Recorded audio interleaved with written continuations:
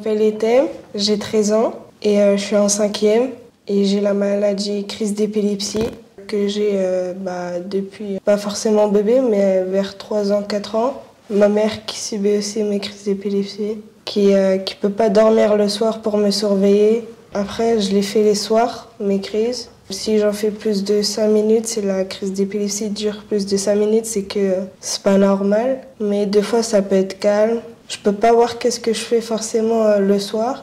C'est quand je me réveille et que je vois des gouttes de bave, je me rends compte que j'ai fait une crise d'épilepsie. Est-ce que, Etem, tu peux nous dire si tu ressens des craintes, des inquiétudes quand tu fais tes crises d'épilepsie? Non, pas du tout. Vu que je peux pas voir les crises, je peux pas savoir si je peux avoir peur ou je peux être inquiet. Car c'est que au sommeil. En fait, ces crises se déclenchent que au sommeil. Donc, quand il était plus petit, quand il faisait des siestes, ça déclenchait aussi des crises. Autant, c'est que au sommeil. C'est vraiment que au sommeil.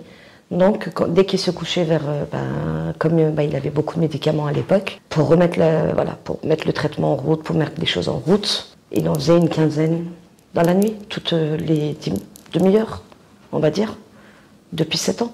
Et malheureusement, où il n'en a pas vu exactement les souffrances, mais on a réussi à pouvoir, et j'en suis un petit peu fière, de pouvoir l'avoir mis déjà en sécurité.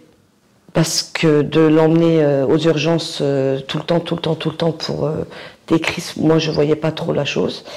Donc on le mettait en sécurité, donc c'était des barrières d'enfants, hein, un peu partout.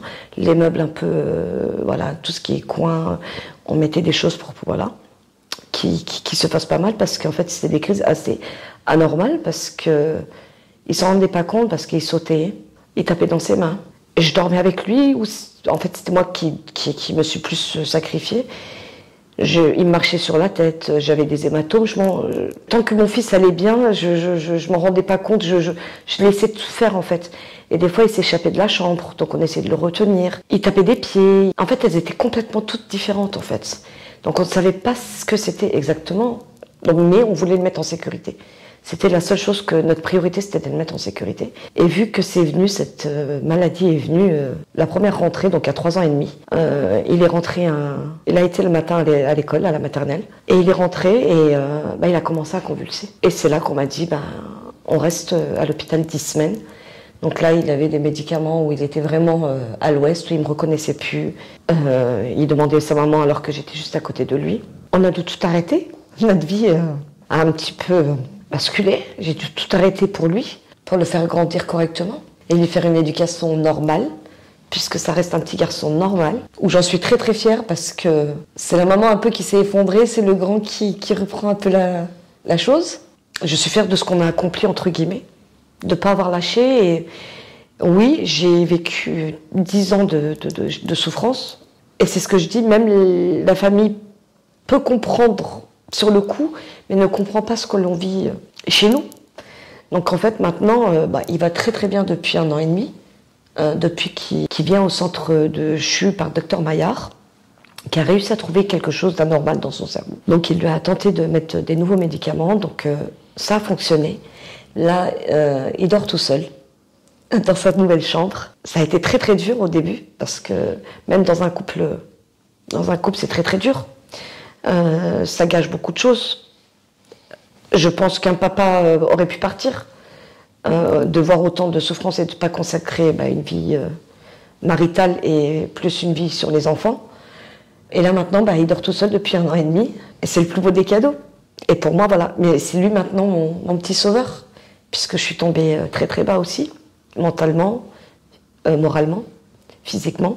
J'ai des médicaments, je suis atteinte de spasmophilie tétanique. Donc dès qu'il faisait des crises, forcément la maman en faisait aussi derrière. Donc ça continue, hein, ça fait 10 ans que voilà. Et puis je suis un peu jugée moi maintenant sur les médicaments que je prends. Donc je dois raconter tout le temps mon vécu, entre guillemets. Alors que c'est pas un vécu que mon petit Kinder Surprise, parce qu'ils ont quand même, il a une grande sœur, on va présenter ta grande sœur, qui a 24 ans. Donc ils ont 13 ans d'écart avec sa sœur, et c'est un Kinder Surprise, ce bébé. Et quand on apprend une maladie, c'est très très dur. C'est très très dur. Mais maintenant, c'est un petit peu lui mon sauveur. Quels sont les risques principaux d'une crise?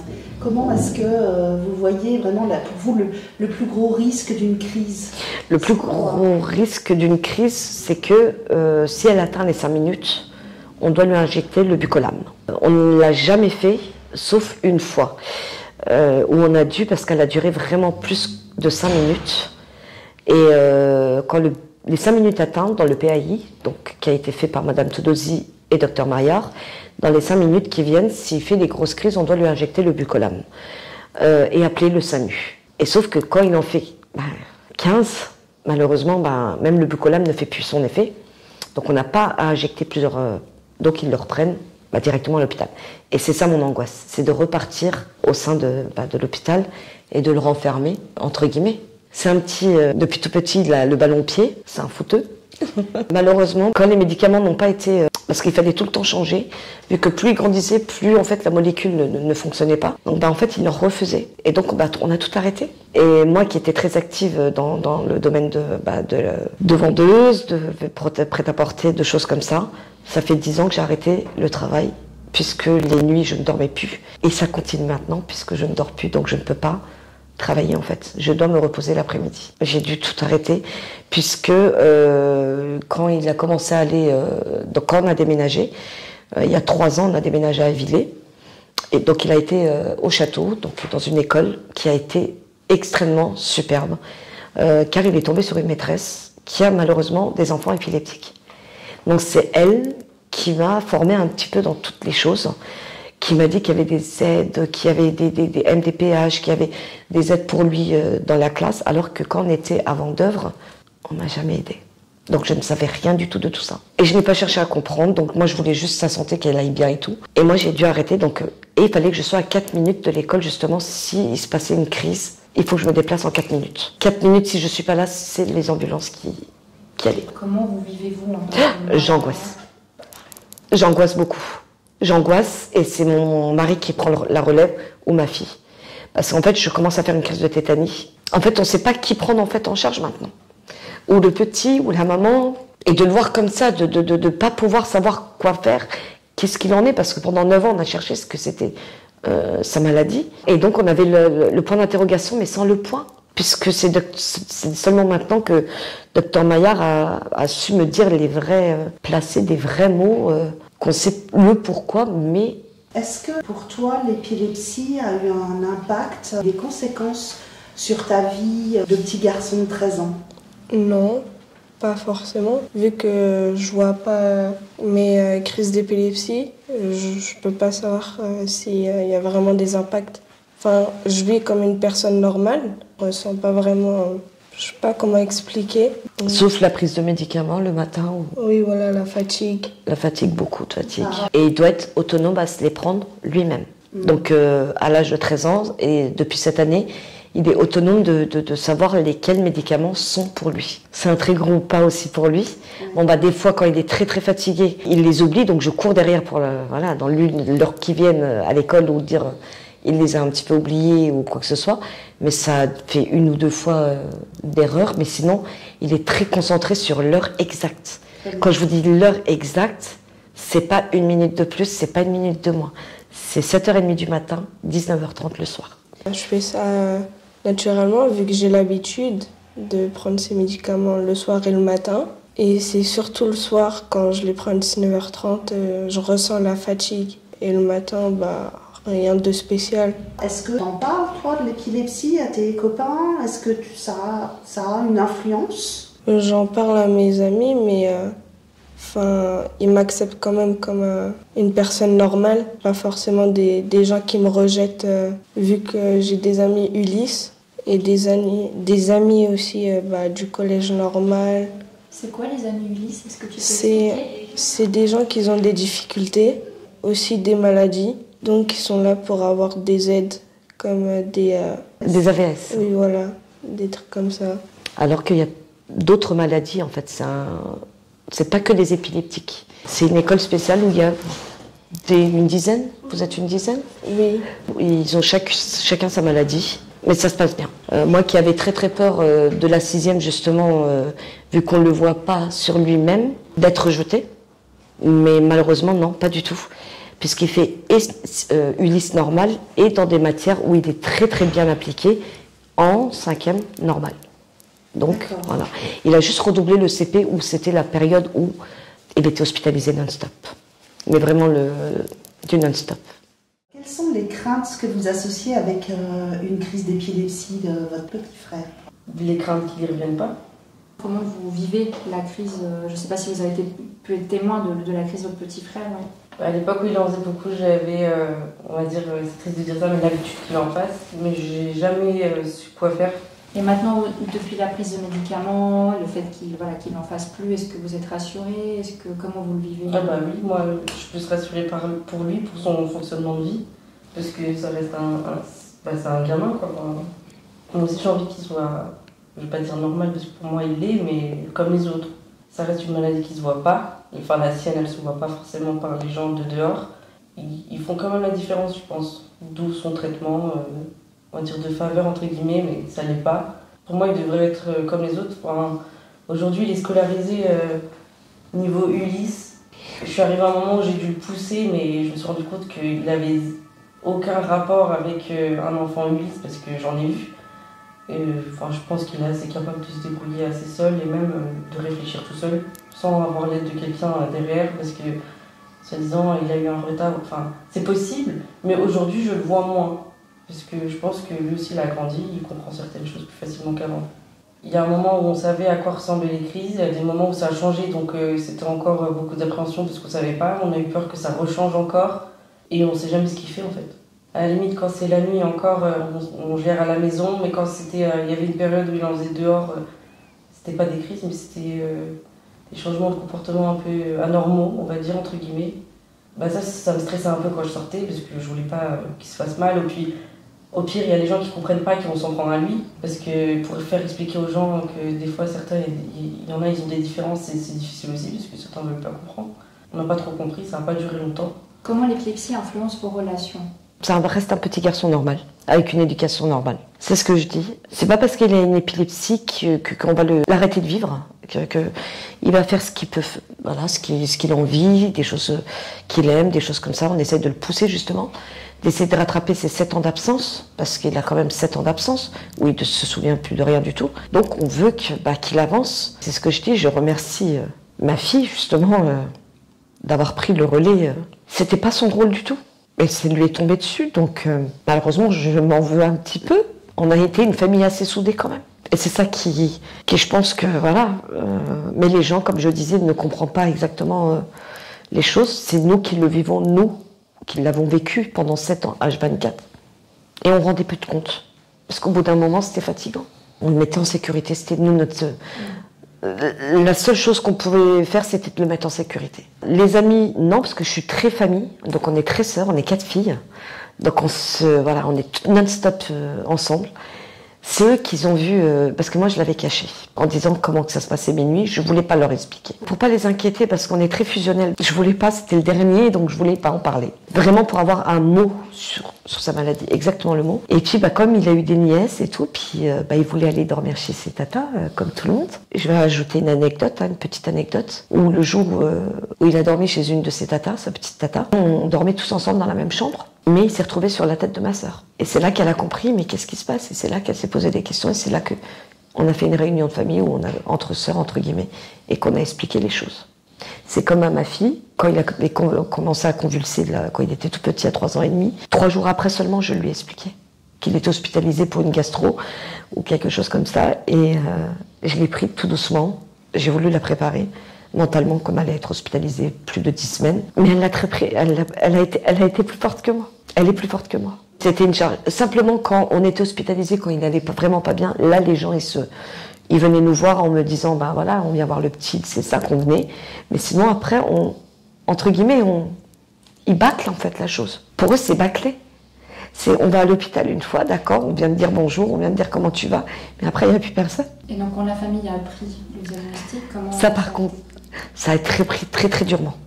Très très durement. Et de l'avoir vu constamment en faire. Et de dire qu'on va à l'hôpital encore une fois, ou ci, ou ça. Pour eux, c'était un effondrement. Puisque mes sœurs ont eu des bébés et moi, je ne pouvais pas avoir. Et donc, comme c'était un petit... qu'ils avaient 11 ans d'écart avec sa sœur, Donc ça a été un choc émotionnel aussi pour elle, pour mes sœurs. Surtout celle où j'ai une jumelle aussi, donc qui est encore plus fusionnelle. Donc, et on a 10 filles, on est 4 filles, on a 8 filles et on n'a que 2 garçons. Donc ça reste vraiment un petit peu le petit chouchou, quoi. Dès qu'ils l'ont fait, elles sont capables de débarquer, même s'il aura fait 4-5 crises, de débarquer pour venir juste voir comment je vais, voir comment le petit va. S'il faut qu'on monte. Des fois, ils prennent ma fille justement pour pouvoir la libérer aussi du poids. On s'est privé de beaucoup de choses. Pas pouvoir travailler, de pas pouvoir... des sorties, par peur. Par peur, parce qu'il nous a fait, comme elle vous a dit, ma fille, 2-3 fois, on n'avait pas compris, où il tapait sur une vitrine, et puis les gens dans le magasin, on nous regarde, comme si on était comme s'il avait fait quelque chose. Puis il dit, elle est où ma sœur, elle est où ma maman, C'était des choses comme ça, et puis on est visé. Donc on sort du magasin sans cri, sans pleurs, et puis on essaie de calmer le petit. C'était juste notre but à nous, en fait. Mais en fait, comme quoi une maladie, les gens sont très sur le regard. Ils jugent beaucoup. Je l'ai ressenti aussi, même beaucoup, puisque, comme ma fille peut vous le dire, comme je faisais beaucoup de crises, et quand il y avait SOS médecins qui venaient à la maison, ou des ambulanciers, et que je devais aller aux urgences, à mon âge, de prendre ça comme médicament. Le pourquoi. Et c'est là que je devais expliquer mon cas. Et ça me remettait encore une boule dans la douleur. Et puis les gens, c'est là qu'ils disaient, mais oui, en fait, elle a un vécu. Mais c'est pas un vécu comme on pourrait le dire. C'est un vécu par rapport à son enfant. Et maintenant, alors? Ça va très bien. Comme je vous dis, depuis... Alors, on est parti cet été. Mademoiselle s'est fiancée. On prépare son mariage, donc tout va bien. Lui, on lui a fait sa petite chambre. Donc, il dort très bien. Il ferme sa porte. On en est très fiers. Il nous dit bonne nuit, il prend ses médicaments. Le matin, il se réveille tout seul avec son réveil. Il reprend ses médicaments. Et c'est là qu'il me réveille. Il me dit, parce qu'il sait très bien que je n'ai pas dormi de la nuit. Donc, il va me réveiller tout doucement. Et puis, go l'école. Moi, c'est quelque chose, j'en parlais pas. Mon frère, ça regarde pas les gens. C'était privé. Ouais, moi, après, il y a des personnes qui le savent, mais ça m'empêchait pas de pas en parler. Je l'ai accepté, entre guillemets, donc j'en faisais pas... Je le relevais pas sur ma vie personnelle. Moi, ça m'a pas empêché de faire des activités, etc. Parce que savoir que lui, il a une maladie, mais pour moi, il en a pas, donc je m'adresse à lui comme une personne normale. Pour moi... Elle voulait qu'il avance. Sur certains points, je me sentais légitime, sur d'autres, non. Parce qu'il y a des moments, il y a certaines choses, c'est pas à moi de le faire. Mais vu l'état de maman, moi, j'avais pas trop le choix, entre guillemets. Moi, j'étais la personne qui essayait de pas trop le montrer pour pas affecter encore plus. Parce que si ça m'affecte et que je le montre, ça va encore affecter tout le monde. Moi, je voulais pas ça, donc j'ai toujours fait en sorte d'être celle qui sont... Je m'en occupais toujours, j'avais toujours un œil sur ça. Mais je faisais comme si que ça m'atteignait pas. Je m'en occupe toujours, mais cette fois-ci comme mon petit frère, pas comme mon fils. Du coup, les devoirs à l'école, tout ça. Et encore, des fois, j'essaie de le laisser pour qu'il apprenne à se débrouiller seul. Il n'y aura pas toujours la SH à côté, il n'y aura pas toujours moi. Il n'y aura pas toujours les parents. À un moment donné, il faut qu'il apprenne tout seul. Donc, j'ai mis pause à cette relation. Ils sont très complices. Il y aura des moments de complicité, comme il y aura des moments de dureté, comme pour l'école. Une sœur qui a le rôle de maman, c'est encore différent, je pense. Donc, ce ne sera pas toujours le même regard. Mais non, sinon, je ne l'ai jamais laissé impacter ma vie personnelle avec ça. J'ai toujours fait la part des choses. Quel est l'impact de l'épilepsie sur ton autonomie? Je sais me débrouiller. J'ai pas forcément des difficultés pour me laver, pour m'habiller, pour préparer mes médicaments. Je suis une personne normale. Je fais les mêmes choses que les personnes. Et puis tu vas à la cantine. Oui, voilà, en plus je vais à la cantine. Et que tu vas aussi au sport, à l'UNSS. Oui, l'UNSS. Qui fait des activités, on essaye de l'inclure dans tout pour qu'il puisse vivre un petit garçon normal. Moi j'ai une crainte, je vous l'avoue, mais c'est lui qui le demande. Maman, je veux aller à la cantine pour aller à l'UNSS. Il est sociable de base, donc il n'a pas de mal à s'intégrer, on va dire. Mais maman a peur, donc elle a plus de mal à le lâcher. Surtout, je joue avec des amis ou je sors dehors. En fait, on a peur de ce qui peut arriver, justement. Donc, on ne veut pas mettre les gens en danger. Non, maintenant, ça va. Mais maintenant que ça va, mais c'est en famille. C'est partie pyjama en famille. Donc là, on profite. Alors moi, j'ai toujours été autonome depuis longtemps. Donc, c'est vrai que quand les parents n'étaient pas là, je devais m'occuper d'autres choses. Donc, ça m'a poussé encore plus à l'être. Mais il y a des fois, ça m'impactait dans le sens où je ne pouvais pas faire ça parce qu'il fallait que j'aille faire ça pour mon frère. Je ne pouvais pas aller là-bas parce qu'il faut que j'aille là-bas pour lui. Je quitte l'école, je dois aller à l'hôpital, je quitte ici, je dois aller là-bas. Je vais pas dire que c'était chiant, j'avais pas le choix, mais c'est pas quelque chose que les gens aimeraient avoir à vivre, quoi. J'étais au collège quand il est arrivé et j'étais fille unique, donc forcément l'arrivée d'un nouveau c'était dur. Et sachant qu'il a attrapé la maladie 3 ans après, bah, les parents ils étaient surtout sur lui. Donc je me suis pas retrouvée toute seule, mais j'ai dû apprendre à faire certaines choses seule. Moi, ça a bouleversé complètement une vie, moi je le dis honnêtement. Là, j'en suis déçue d'entendre ça de ma fille. J'ai dû la confronter très très jeune et ça, pour moi, c'est pas de notre vouloir. J'en suis très fière maintenant parce que je sais que elle fait la part des choses, de pas mal de choses, et très mature. Et j'en suis très fière, mais c'est ce que j'ai toujours dit, c'était pas son rôle, c'était pas voulu. Mais si elle pouvait m'aider, elle m'aidait justement. Et comme je vous dis, autant ça reste une grande sœur maintenant, autant ça reste un petit bébé entre frères et sœurs. Ils ont le soir, allez, 30 minutes, ils arrivent à aller se faire des petits, très fusionnels. Ils sont très très très fusionnels. Et ça, j'en suis très fière.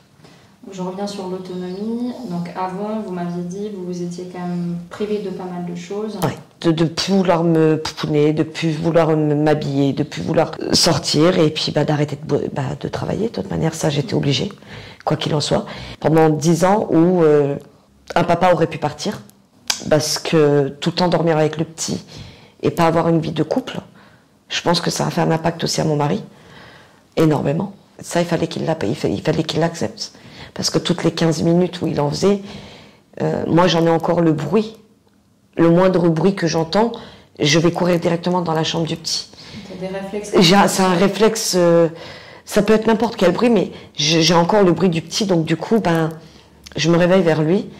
Mais en fait, c'est pas lui, mais voilà, je ne dors pas. J'ai des migraines, il faut que je me repose l'après-midi. C'est vraiment un traumatisme. Ces crises, les bruits étaient plus flagrants que les crises en elles-mêmes, en fait. Et vu que, comme on ne nous avait pas expliqué comment le mettre, comment le positionner, ou le faire ci, ou le faire ça, c'est seulement quand il a été au CHU, avec Dr Maillard, quand il a été hospitalisé pendant une semaine, justement, sans les médicaments, avec des vidéos, et que je devais même pas me lever, parce que j'avais un réflexe, c'était de me lever dès qu'il faisait une crise, et c'était les infirmières qui devaient venir. Et c'est là qu'ils ont vu, mais vous êtes très... dès que vous entendez le bruit, vous sautez. Je lui dis, c'est un impact dans mon oreille. C'est un bruit que je pourrais pas... C'est un réflexe maternel, ouais. Et maintenant, alors Et là, ça va très très bien. C'est ce que je dis. Le couple. Voilà, le couple, une vie très très bien, un enfant qui est épanoui, qui sait à quelle heure il doit aller se coucher, qui fait la part des choses aussi. Et on se retrouve justement à faire des sorties maintenant. Vous partez sereinement quand vous le quittez, par exemple? Voilà. J'ai juste une appréhension, c'est quand je vois collège Ulysse. Là, j'appréhende. Là, c'est où il aura fait une crise, c'est où il a mal à la tête, il a beaucoup mal à la tête, donc il faut que j'aille le rechercher et je dois le reprendre. En fait, on me le redonne. Il est dans une classe normale et après il va basculer. En fait, il est dans une classe Ulysse et dans les matières où il est plus autonome, où il les connaît bien, où il s'en sort très très bien, il va dans les classes là. Donc en fait, il fait moitié-moitié. Quand je vois collège, Ulysse, donc là je me dis c'est bon, il y a quelque chose et là, moi je commence à faire une crise de tétanie. Voilà, quand elle m'appelle au téléphone et je me dis il se passe quelque chose. Et elle me dit n'ayez pas peur ou ayez peur ou ça dépend. Il y a peut-être des autres choses ou ça peut être par rapport à des heures ou ça peut être. Mais quand il fait des crises, là par contre, depuis 1 an et demi, on touche du bois, on va dire. Voilà, on croise les doigts, on touche du bois et j'espère qu'il va continuer justement à évoluer. Et cette année, c'est ce que je disais, il était en Ulysse français, parce qu'il avait du retard. Là, ils l'ont basculé en français normal. Pour voir, parce qu'ils voient qu'il se débrouille quand même un peu mieux. Et je vois que ça se riait pour beaucoup. Je le dis honnêtement, parce qu'au niveau école, mais c'est vrai qu'on voit qu'il est capable de tout, en fait. Il en est capable. J'ai dit, c'est un garçon normal, il a juste... Voilà. J'aurais utilisé le terme flemme comme les autres de son âge. Voilà. Un garçon normal. Voilà. Un garçon normal. Il faut juste le pousser et... Certainement, il faudra répéter plusieurs fois pour qu'il comprenne vraiment, peut-être. Mais ça n'empêche pas de bien comprendre quand il veut. Voilà. peut-être un petit dernier message à passer au public. Qu'est-ce que vous souhaiteriez leur dire? Voilà, vraiment librement. Moi, j'ai juste un message à dire, c'est de ne pas perdre, pas perdre confiance en soi, déjà d'une, et d'avoir un soutien extérieur. C'est très important. Puisque le soutien proche, à part la famille, hein, je parle de amis, des choses comme ça, ne peuvent pas comprendre. Si on peut avoir des amis extérieurs ou des personnes extérieures qu'on peut voir, j'en ai vécu, j'ai été voir des personnes extérieures, justement pour extérioriser un peu, d'en parler à des autres personnes inconnues, entre guillemets, et ça m'a aidé plus que ce que je pouvais en parler à des amis qui ne comprenaient pas ma vie, voilà. De vouloir sortir au restaurant et de dire non parce que je sais ce qui va se passer la nuit, je ne pouvais pas, je ne pouvais pas. Donc je souhaite un bon courage et je le souhaite à personne, c'est tout ce que je demande. Moi, je pense juste qu'une maladie, c'est pas censé affecter notre vie, même si on n'est pas concerné, même si c'est les proches qui le sont. Il faut juste le soutenir jusqu'au bout. Il faut pas perdre espoir. Enfin, le proche ou le malade? Le malade, entre guillemets, ouais, pardon, le malade. Mais puis c'est tout, enfin, faut pas perdre espoir surtout. Il y a toujours une solution à tout. Espoir dans quoi? Dans la guérison? Ouais, dans la guérison. Dans la continuité, etc. Moi, mon frère, j'ai toujours su que c'était pas une cause perdue. Moi, j'ai toujours cru que ça allait aller plus tard. Voilà. Il faut vraiment avoir la tête sur les épaules et continuer de croire. Et surtout pas baisser les bras, c'est tout. Parce que sinon, on s'y perd aussi. Rester confiance en soi. Pas perdre espoir. Et sache qu'on est tous des personnes normales. Et je souhaite à personne qu'ils attrapent cette maladie-là. Voilà. J'aimerais qu'on en parle plus au collège de cette maladie. Et accepter les gens comme ils sont, quand ils sont. Et pas juger les personnes qui sont... Ah, c'est ce que j'allais dire. Parce que le jugement est très dur. Mes relations. Alors déjà, d'une, c'est voisinage. C'est ce que je disais, on a emménagé dans une résidence où on a voulu faire tout doucement, pas de copains-copines, rester dans son coin. Mais malheureusement, au bout de 7 mois, il y a eu une famille qui se sont installées en bas et qui faisait énormément de bruit où le petit en avait encore plus peur. Donc effectivement, il en avait encore plus peur. Donc 1 ou 2 fois, j'ai dû descendre pour expliquer de faire moins de bruit par rapport à mon enfant, sans rentrer dans les détails. Jusqu'au moment où je suis rentrée dans les détails en disant « Stop, mon fils fait des crises d'épilepsie la nuit, je ne dors pas, j'ai besoin juste de 1 ou 2 heures la journée. » Ayant des enfants, je comprends totalement qu'on n'attache pas un enfant, il doit jouer ou quoi que ce soit, mais on doit respecter les voisins, en fait, le voisinage. Sauf que justement, pendant 3 ans, je suis attaquée par rapport à ça. Donc c'est très dur. Puisqu'ils disent que c'est moi en fait, maintenant la droguée c'est pas mon enfant, c'est moi en fait, qui dort pas des nuits parce que voilà, parce qu'on est en altercation, mais ça regarde personne. Et ce que je voulais dire, c'est, je laisse un message par rapport à ça, ne perdez pas espoir, puisque moi je l'ai perdu et je compte donc rouvrir une société, mais avec mon mari à la maison, en télétravail, puisque là je vois qu'il va beaucoup mieux, mais je serai toujours à ses côtés, quoi qu'il en soit, mais refaire une vie active. Donc au bout de 10 ans, me remettre dans le bain et m'épanouir un peu plus, puisque c'est moi qui a souffert, dès qu'il allait mieux, c'est moi qui a tout pris en fait.